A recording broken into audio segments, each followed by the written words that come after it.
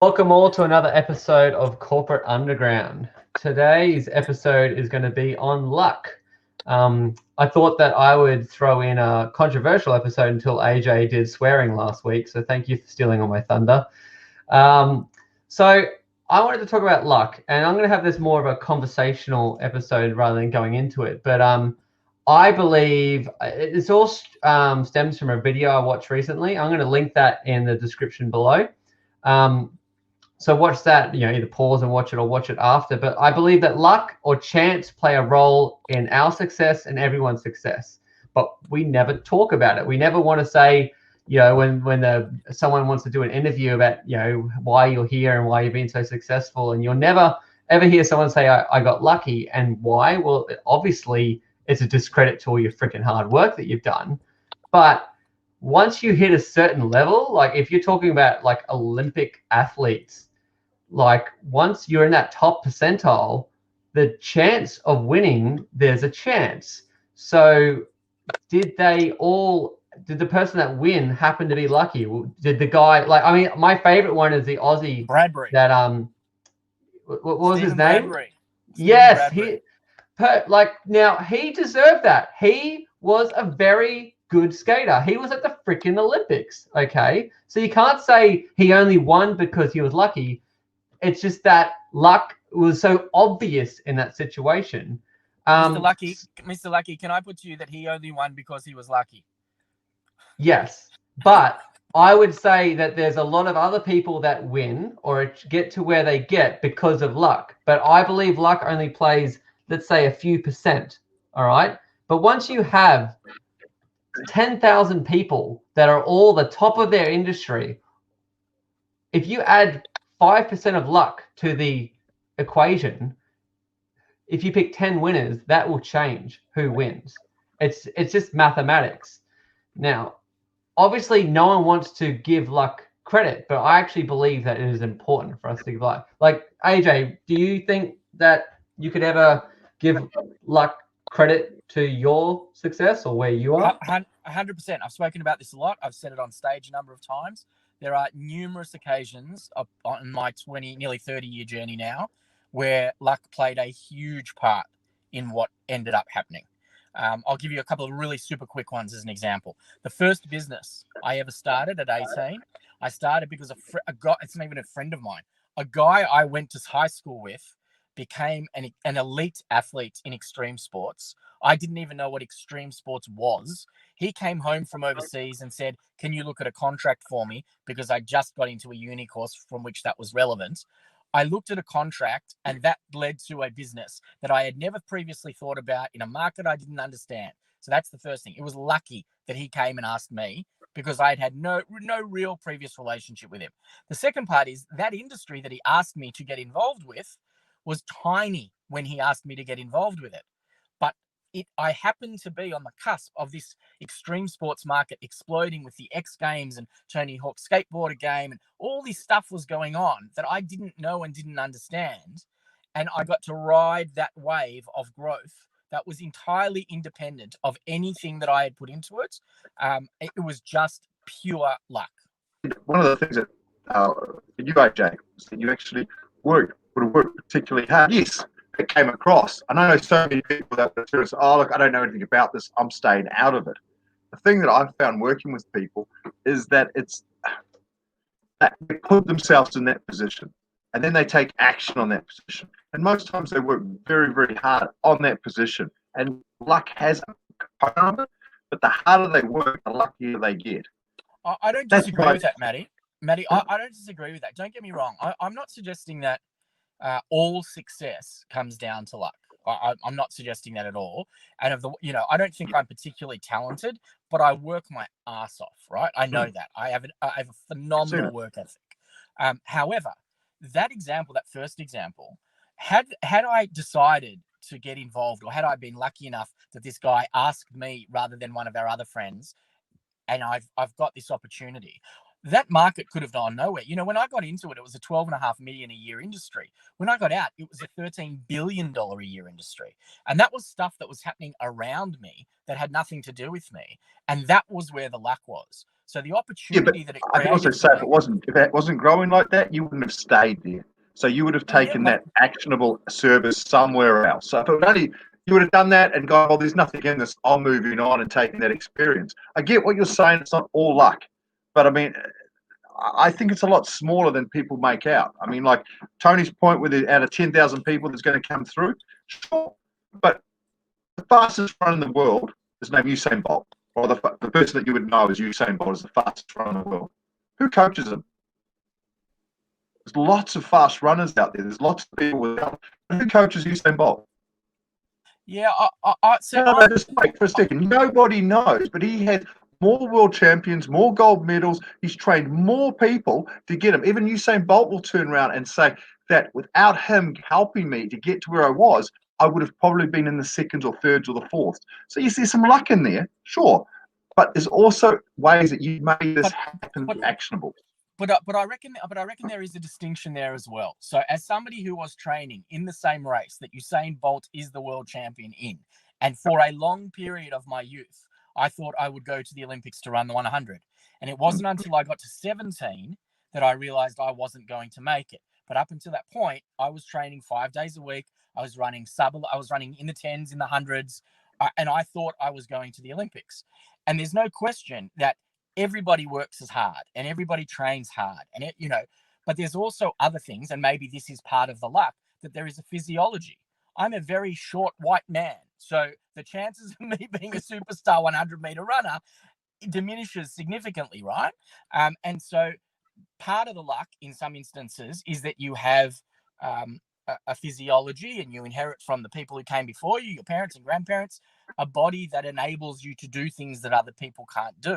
That's very different than working hard. A lot of people work hard. And that's why the Bradbury idea is a really interesting one, because there's no question, to get to the final of the Olympics, he had to have been bloody good and he had to have worked his ass off. But that said, he was also the least ranked, probably worst performing of those finalists.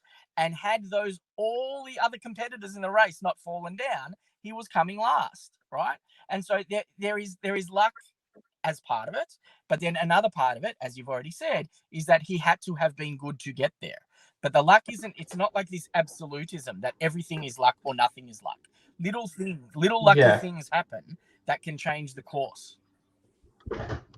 My point is that it exists, and those that have high success that refuse to believe in luck, and I mean refuse to believe in it at all, okay, believe the world is fair, okay, that if you aren't successful, it's because you're not working hard, and that is not true, okay. The running example in the video that we'll share, it talks about that 7 out of 10 of the people that had the world record, not just came first, but world records, had a tailwind. So you can see how that's only going to make this much difference. But when you are in the top 0.1 percentile of the planet, every little variable is going to make a big difference with that final result. I'm not saying you can't, if you just wait around for something to fall in your lap, you're going to make $1 million. Of course not.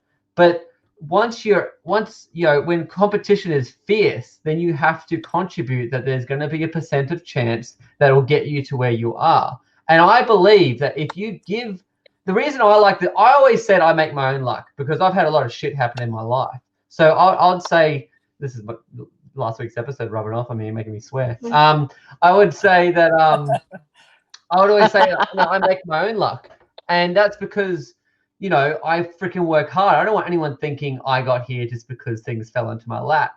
But what I'm saying is, no, there is chance in everything. This is why shit goes wrong, okay? But it also means that when you have something, I guess, when you work hard and there's an opportunity that presents itself by chance or luck, you will actually take that and run with it. That's the difference. This is for me, the toughest subject, for a lot of my upbringing, a lot of people have said, and I'm one of 5 siblings, so you can imagine the comparison points there, right? Like, you've all come from the same pod. Why aren't you all the same performance? Like, why aren't you all the same sort of methodologies, etc.? Why don't we see you all doing these sorts of things? And of course, like, some siblings, get a little bit more comparison than others, etc. So it's, it was really strange growing up, because for me, luck became a sort of privilege thing. It was, you're privileged enough to be lucky. So when you take the privilege out of it, are you not lucky? Like, you don't have that. So a lot of the, the conversations that I had when I was growing up is, but you're lucky, Tia, because you've got, a roof over your head. You've had food on the table, despite the fact that you may not have been, a millionaire growing up. That's, yeah, but you still had these things. And in comparison, yes, I did, but I still had to work hard. I still had to do all of these things. And there's this sort of like, almost proving my place in the world by showing how hard I've worked. And look, you can still see like the dents of my backpack on my, from school days, like, like really sort of going to the grind. But there's an element of this that doesn't sit right with me. And that is that, yes, I've worked hard, and yes, I feel that there is something to play, but I would call it more the readiness, the preparedness for it, right? Like, you have worked so hard to be prepared to see that that is an opportunity to then take it. Like, if you didn't know that that was an opportunity, would one take that? That's one. 2, there's this element of serendipity. So coincidence or serendipity or chance. And I suppose you could put luck into the same sort of characterization, that you are in the right place at the right time, the stars have aligned. The Indians would call the sort of the jogariyas, looking at the calendar, 1.5 hour sort of periods of time that have very specific moods, and you just happen to be at the right place with that whatever mood of time there was. And I feel that it's really interesting that does exist. So, for example, you might walk into a room, people are arguing, swearing aggressively, and so the context that you've just walked into is very specific and has impact on what I then do. Of course, did I know that? Did that have something to do with me? I'm not too sure. I'm wondering whether luck is something that one proves comes from within and, is a very sort of personal thing, or if luck is a group thing. Is luck also an external thing? Is it given to you? This is a fascinating conversation. I've thought about this a lot, and the way that I contextualize this, because I have said often on stage, and I feel it genuinely deeply in my soul, that where I am today, non-comparing to anybody else, but where I am today is a byproduct of my own privilege, which is a byproduct of luck, because I am a white heterosexual male born into one of the richest countries in the world.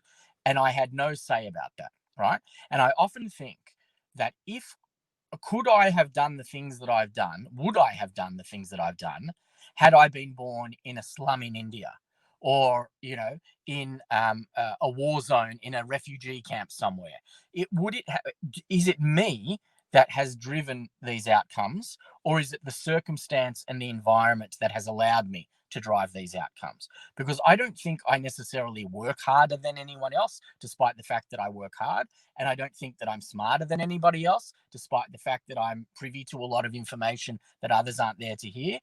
But it's a lot of it is just circumstance. And so I'm sure there are people in all sorts of walks of life that have it much harder than me, that have not been born into the same privilege, that work just as hard and are just as smart, but they will never be able to get out of where they are, not because they're not capable of it internally, but because the circumstance around them simply won't allow it. And I think that there's a massive amount of luck in that. Yeah, this is exactly the type of discussion argument that I wanted us to have, because, like, what is the saying about hard work and talent?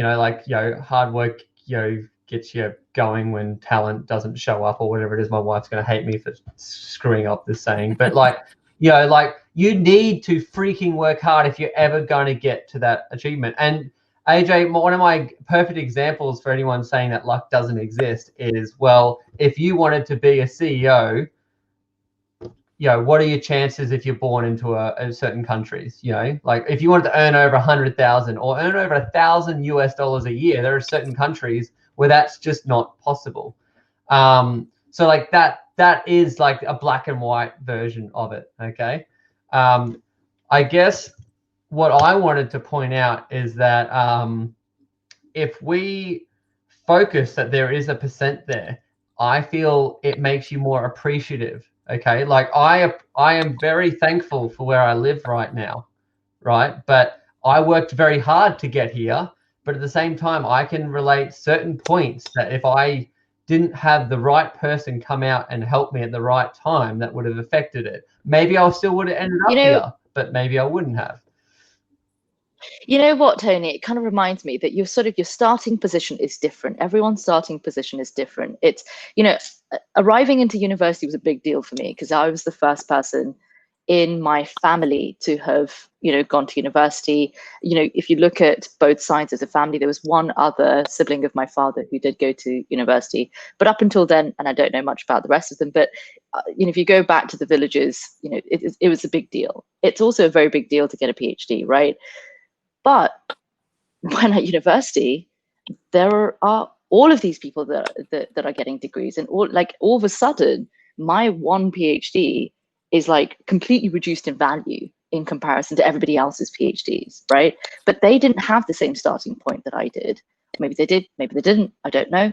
But if you were to compare that as a metric, what was your starting position and where did you go from there, right? How far have you got? Given the circumstances that you were born into, given the privilege that you were born into, given the luck that you were born into, or not, it would be really interesting to see, like, how would you compare, right? Mm. Like, have you gone further than somebody else? Like, did they have more luck or not? Like, I still feel as if luck doesn't really sit very well with me. And I think maybe it's this idea that, yes, I was born, like, and I've got 3 comparison points: India for my mom, Kenya for my dad, UK for us and my siblings. And I feel that there, of course, if I were to be born in the village in India that my mom was, or the Eastleigh, which has now become, it's known as it was a township, but now a slum or informal settlement today in Kenya, or if I was born in inner city Birmingham, like, what were the chances that I had? And of course,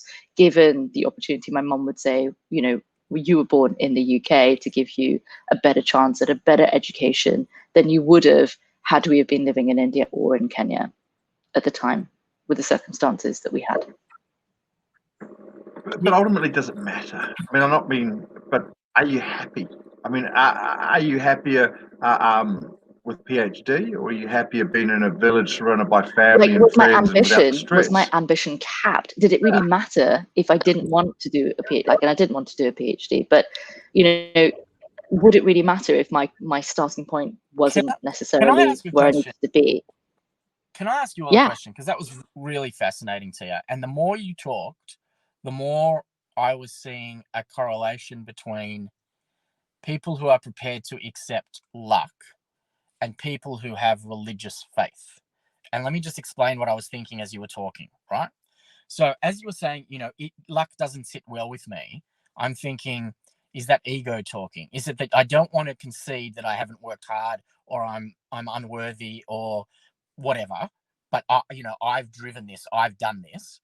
And then at the same time, it's like people, when I think about, you just acknowledge that it's luck, you accept that it's luck. It's kind of like accepting that there are some things out of your control. I imagine that's what religious people feel, because I'm not religious. I'm an atheist, but I imagine that thing, because I've got religious people around me who have faith and go, well, it's, I just believe, and therefore it's going to be okay. And I can take the ego out of it because there's some other thing going on here that is beyond me. And I wonder how much of this is the intellectual, cerebral, I don't know, I'm going to take credit, I worked hard, I'm deserving, and how much is just kind of standing off and saying, I don't know, there are some things beyond me. So there's a few things, I feel like there's a few things at play. First of all, people that are envious of what you have will use luck as a way to belittle your efforts.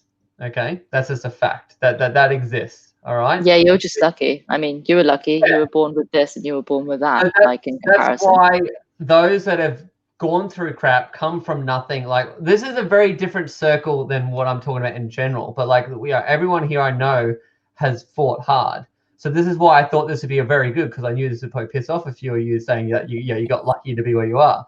But like the idea that I'm saying, because like I've seen it with my wife, like she is doing dance, and you might hear some people go, oh, you're so lucky to be so fit or to be able to do that. And it's like, no, she works freaking hard every damn day to do that despite health limitations and stuff like that. So it's like, okay, so like luck can be used derogatory. Okay. I want people to accept it, because there's other people that, religious people might believe, they don't believe in luck. They believe I was doing the right thing and God, gave me that new handbag for $1 at a op shop because I needed it. I prayed for it. I got it. Okay. Where you could equally contribute, that to, chance. Okay. At the same time. And now with working hard, the reason I believe that we should accept luck, and you remember, I believe it's a very small percent. If you just add it to 5%, it changes outcomes. But it doesn't mean a hard worker won't feel happy or won't feel successful, because what is success? Is it hitting an end goal, or is it the journey, etc.? But what I'm totally. Yeah. So my point totally, is that No, finish your point. So the point I wanted to make, so we can discuss it, and after your comment, AJ, is that I believe that if you accept that luck's out there, it stops those that believe. You see some people have a negative view of those that aren't accomplishing much, or those that are homeless or whatever. They just go, no, you got to work harder. Like it's like you just, that's always a reason why someone isn't successful. But I also believe that if you accept that luck played a percent, then you will be more happy. You'll be more what's the word I'm looking for here? Humble.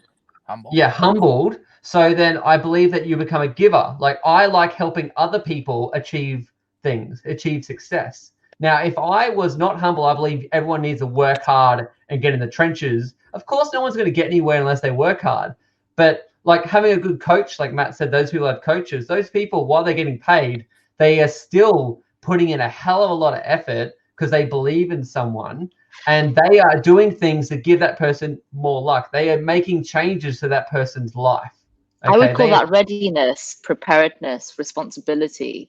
I would call that responsibility for what you are and what you're doing. Like I would say that I am taking responsibility in making sure that this happens, right? Like whatever it is, whether you call that hard work, whatever. But I also find it really difficult when,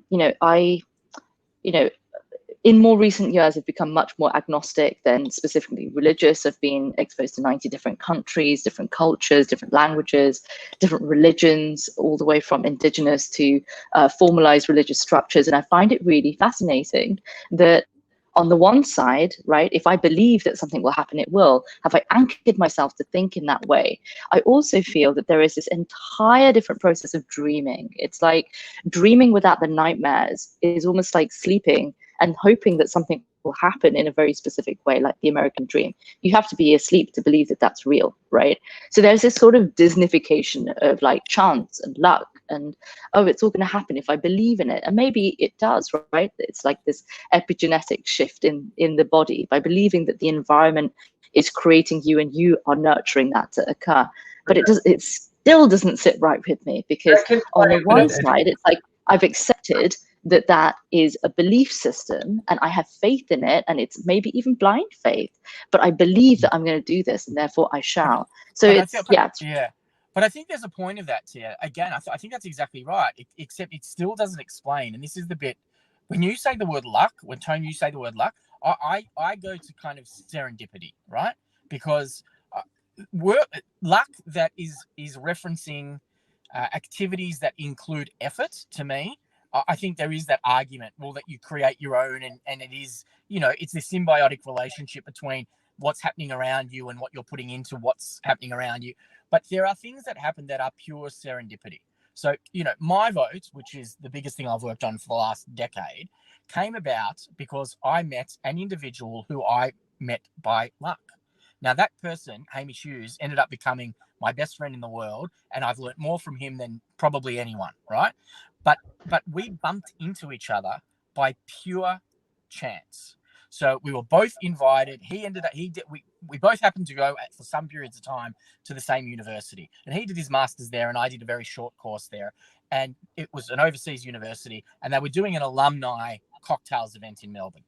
And I had no intention of going to that event. A, because I didn't feel right, because I had only done a short course and I didn't really feel like an alumni. And B, because, long days couldn't be fucked. I'm not social. I don't normally go out that much. But it just so happened that I got a text message prompting me that said, hey, remember that this alumni function is on at this address at this time. And I looked at my phone, and it was about 10 minutes from the time that I saw the message, and it was literally around the corner. And I thought, maybe I'll stick my head in. I had no intention. There was no plan to go. And I walked into that room, and there were about 25 people who were all older than 75 and one person who was younger than 75. And that person was Hamish Hughes. And we spoke to each other only because we were the only people of the same generation in the room. That conversation led to, that conversation changed my life. So everything, I met a kindred spirit who believed and was just as passionate about politics and democracy. There was no planning for that. There was no effort that I put in to make that happen. And had I not... That's also story, Adam. There's a lot of story in that. Made the effort. You got in, you drove there, you opened the door, you saw him, you walked over, and you spoke to him. All those things you did, all of those things you didn't have to do. Right? Yeah, Luck for me is a placebo. It's a placebo. It's like those are things that happen, and you need to take an actionable device to actually do it. That's the thing. There are studies that have proven in the UK where they've got people that have said that they are lucky, and they've left £10 on the ground and seen it, and then people that have said they are unlucky and they put the same $10 down and they walk right past it every single time. There's studies where people have been given a lucky charm and said, this is really lucky, you're going to do really well. And those people do better on the test than the people that don't have the lucky charm. Anchoring. A lot of it's mental. It's all placebo. You can't say it's all placebo because that's bullshit. No, but you can't. You'd be wrong. You'd be wrong. But let's remember, this is a place that I had no intention of going. It wasn't in my diary. It wasn't deliberate. I didn't drive there to go to that event. I wasn't looking for someone to talk to. Was it the fact that you had less effort in it? Okay. Was it the fact that you had less effort, that you put less effort into it, which is what makes it more special? Is it the fact that you put less effort? Is it the fact that you didn't work hard and was it the fact that it came much easier to you?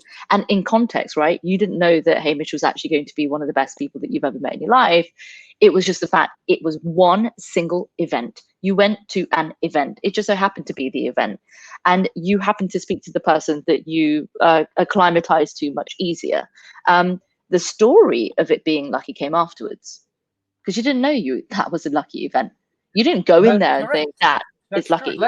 Let's get something straight. Luck can be defined however you want. Okay, luck is chance. Luck can be serendipity. Okay, my point is that there's those that believe in chance and don't believe in chance. Now, if you don't believe in chance, then you believe that someone sitting in their home minding their own business in a good neighborhood, and someone walks in and shoots them for no reason, is by purpose, or it's by chance. What I'm saying is success relies on a very small part of chance. Now, those that are truly successful, if they don't use that opportunity to achieve anything, then they're never going to achieve it. It's just that if you want to actually get somewhere and you believe in chance, because here's an example of how accepting that chance is real and it being a benefit. By me understanding that me doing something blindly to increase someone's luck is a good thing.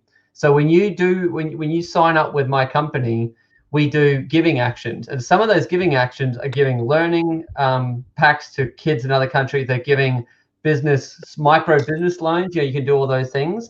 That is complete chance who that goes to. Okay, blind luck whether that person's going to get it. But if I didn't believe that I've had some things go right, and I'm not humble enough to go that it's not just my hard work. Of course, I've got to freaking work hard. Nothing's going to fall into my lap, okay? But if I work hard and take every opportunity I've got, then I feel good, and I believe that I should give back that luck to the world, okay? That kid that may turn into a success story in another country. I'll never know. I'll never know anything because I never know who my little donations go to. Okay, it's not tracked or anything. Hopefully it goes to someone. So like, that idea that could make an impact on someone will be chance. Now, would he have achieved something eventually? Probably. But what I'm saying is there are things that are chance, and by believing in it, I believe it makes you a better person, makes you more approachable, and also a giver of luck in the long run. Let me tell you very quickly a super short story about my grandmother, who is no longer with us. She left this earth, a dozen years or so ago. I used to hear stories from her every Sunday about having been in the Nazi concentration camps, which all of my grandparents went through. And she used to tell me stories about how she was the luckiest person in the world. This was a woman who watched 8 brothers and sisters get murdered in front of her. She watched her parents get murdered in front of her. And she still called herself the luckiest person in the world. And the reason she said that to me was because she was the youngest, and her next youngest sister were the only 2 survivors of that family. And they were in the same concentration camp together.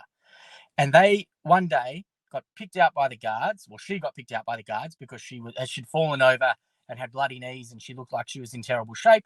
And so they decided the Nazis were going to kill her. And so they pulled her out of the line, away from her sister for the first time, and she got lined up against the wall.